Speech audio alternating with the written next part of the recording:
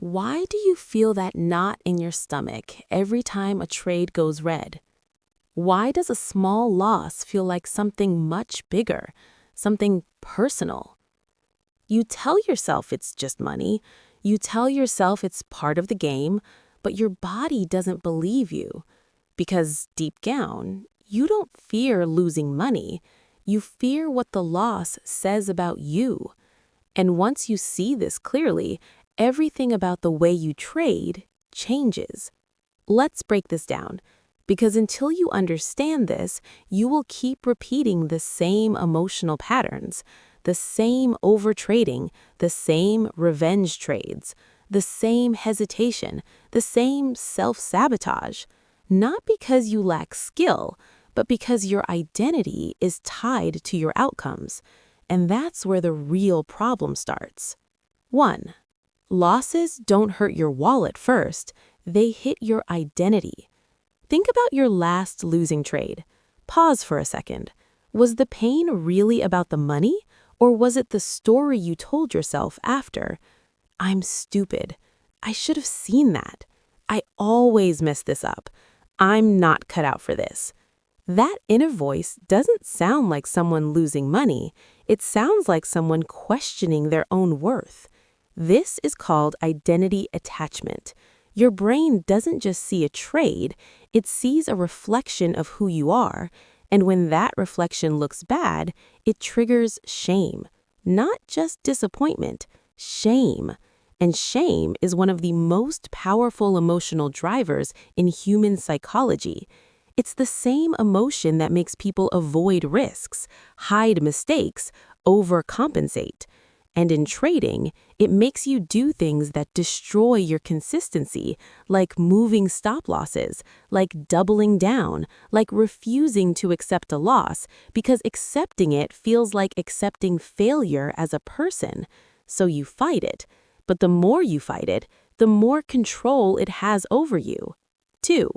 Your brain confuses financial loss with social rejection.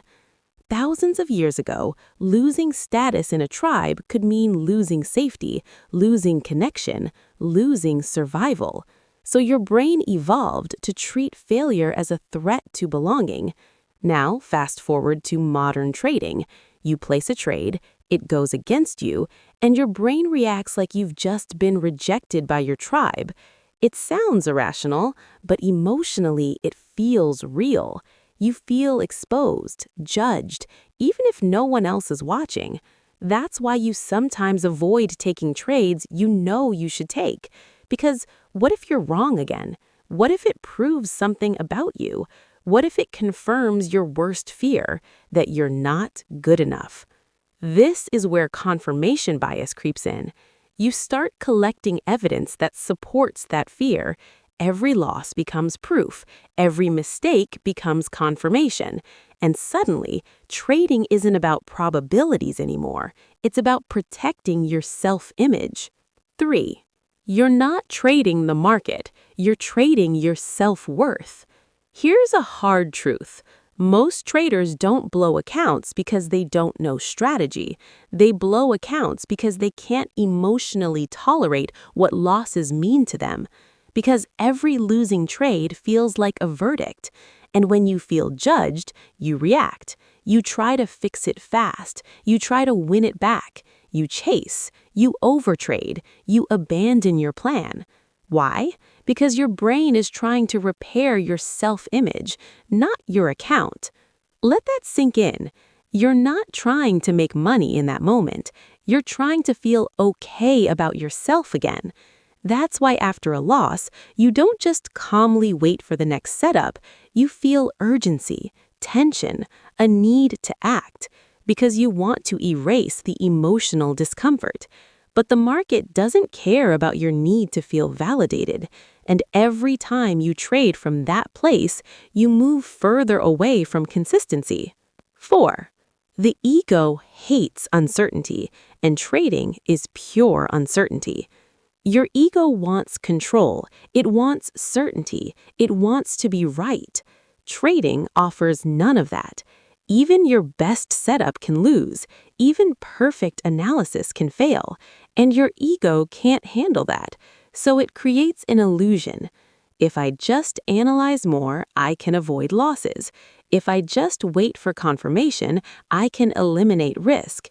If I just find the perfect strategy, I'll never be wrong again. But that's not how markets work, and deep down, you know that. But your ego keeps pushing, because being wrong feels like being exposed, and exposure feels dangerous. So you hesitate, you delay entries, you exit too early, or you don't take trades at all. And then, when the trade works without you, you feel even worse. Now you're not just wrong, you're also missing out. And now fear and regret combine. This is where emotional volatility begins, not in the market, inside you. 5. Loss aversion isn't about money, it's about pain. There's a well-known concept in psychology called loss aversion. It means losses feel about twice as painful as equivalent gains feel good. But in trading, it goes deeper than that. Because you're not just losing money, you're losing certainty, you're losing control, you're losing the image you had of yourself as a good trader. And that stack of losses feels heavy. That's why a $100 loss can feel worse than a $300 win feels good. Because the loss hits identity, the win just hits numbers. So you start avoiding losses at all costs. You move stop losses, you refuse to close trades, you hold losers longer than winners, because closing the loss means admitting you were wrong. And your brain equates that to emotional pain. So it delays it, it postpones it, it hopes the market will come back and save you. But that's not trading, that's emotional avoidance. And it keeps you stuck in cycles that never let you grow. 6. You were never taught how to process failure properly. Think about how you were taught to handle mistakes growing up. School, work, sports. Most systems reward correctness and punish errors. You were trained to associate mistakes with consequences, bad grades, criticism, judgment. So you learned to avoid being wrong at all costs. Now you enter trading, a game where being wrong is unavoidable, and your brain doesn't have a healthy framework for that. So it defaults to what it knows. Avoid mistakes, hide mistakes, fix mistakes quickly. And that's exactly what ruins your trading. Because in trading, mistakes are data, losses are feedback, but your brain treats them like personal failures. And until you rewire that relationship, you will keep reacting emotionally instead of objectively. 7. Perfectionism is secretly sabotaging your profits. You tell yourself you want to be disciplined, you want to be precise, you want to execute perfectly. Sounds good, right? But underneath that, there's often perfectionism. And perfectionism in trading is dangerous because it creates unrealistic expectations. You expect yourself to avoid mistakes, to catch every move, to execute flawlessly. And when reality doesn't match that, you feel frustrated, disappointed, and that disappointment quickly turns into impulsive behavior because your brain wants to fix the gap between expectation and reality. So you force trades, you overanalyze, you hesitate, you jump in late, all because you're trying to be perfect in a game that rewards imperfection handled correctly. Consistent traders don't aim to be perfect, they aim to be consistent with imperfect outcomes.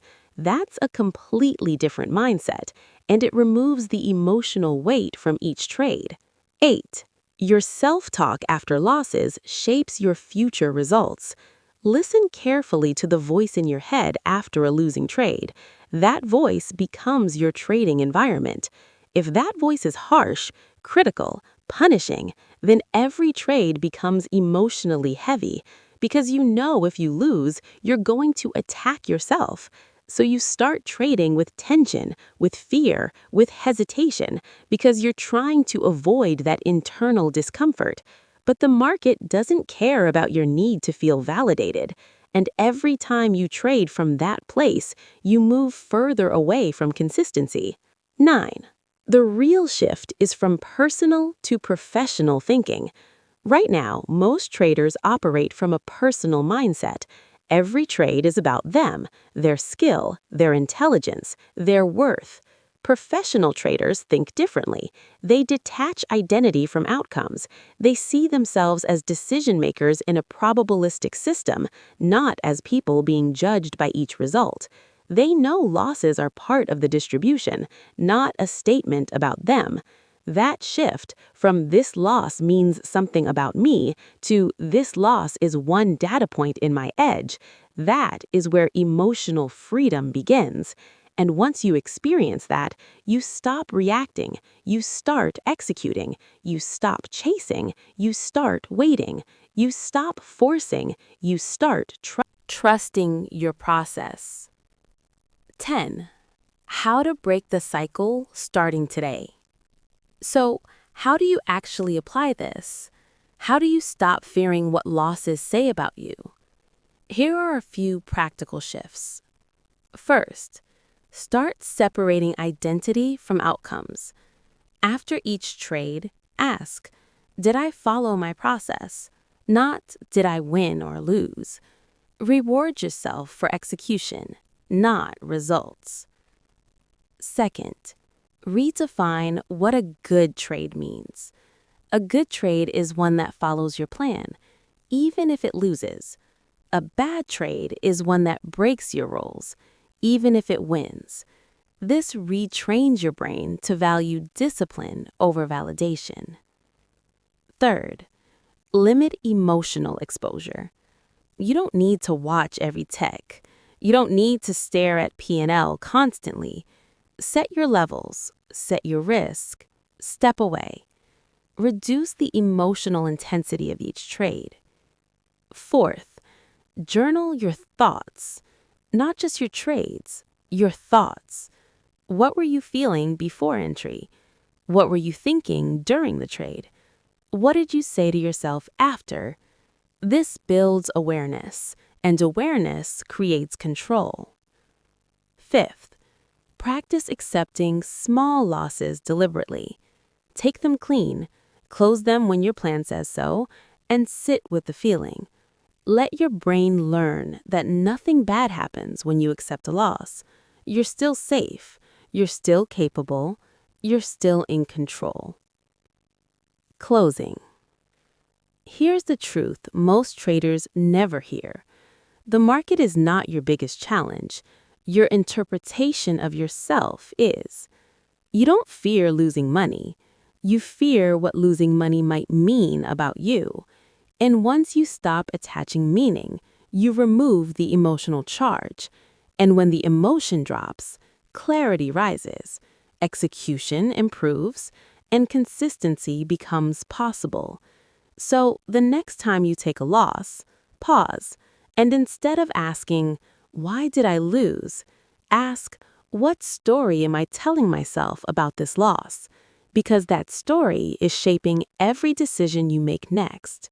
Change the story, and you change your trading. If this made you see your own behavior more clearly, then you're already ahead of most traders. Stay aware, stay disciplined, and keep building the mindset that allows your edge to actually play out. I'll see you in the next one.